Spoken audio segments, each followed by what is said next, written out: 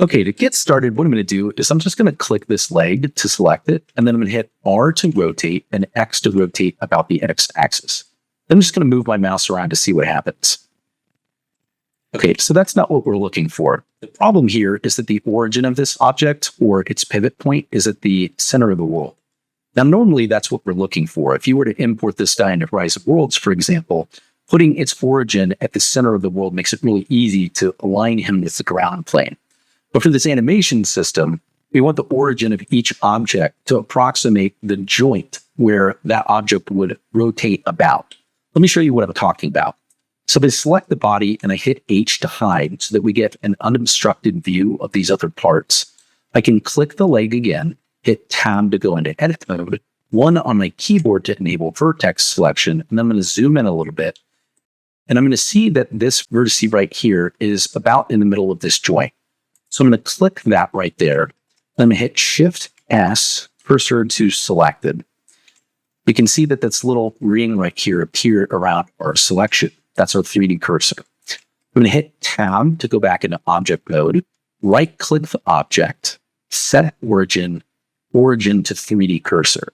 Now you can see the little golden point there moved right within our 3D cursor. That's our origin.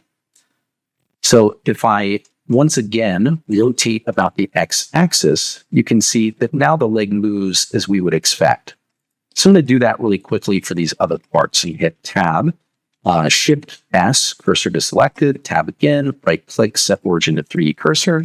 And for the arms, same thing, cursor to selected, right-click, set origin to 3D cursor. And then for the head, same thing. But this is pretty easy. There's one vertex that's pretty obviously the point at which we'd want to set this. Shift S, cursor to selected, Tab to go back into object mode, right-click, set origin to 3D cursor. Now I'm going to hit Alt-H to bring the body back. And then we're going to think about where should this body rotate about so that it could, for example, bow. Well, where I found with humanoid characters is best to do this is approximately right in the middle of the legs, kind of like a pelvis. So if I select this leg and this leg by holding Shift, right? So you can click this one, hold Shift, and then click this one. That'll select both.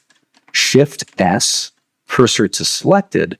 What that does is because we had two things selected, it averages their positions, in this case, the positions of the origins. So now our 3D cursor is right in the middle of them.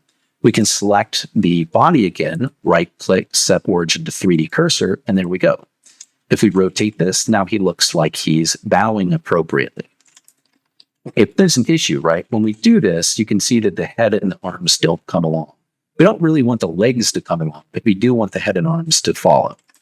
So what I'm going to do is, again, I'm going to shift select all of these parts. I click this, hold Shift, click, click, click, with the last click being the body. Now, if you accidentally clicked the arm last, for example, you can see it's outlined in this goldish color. That's no problem. You can just keep holding Shift and click the body again.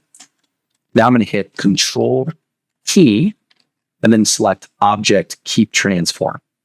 That makes all of these objects children of the body. So if we're going to rotate the body again, you can see that now those come along as we'd expect. Great.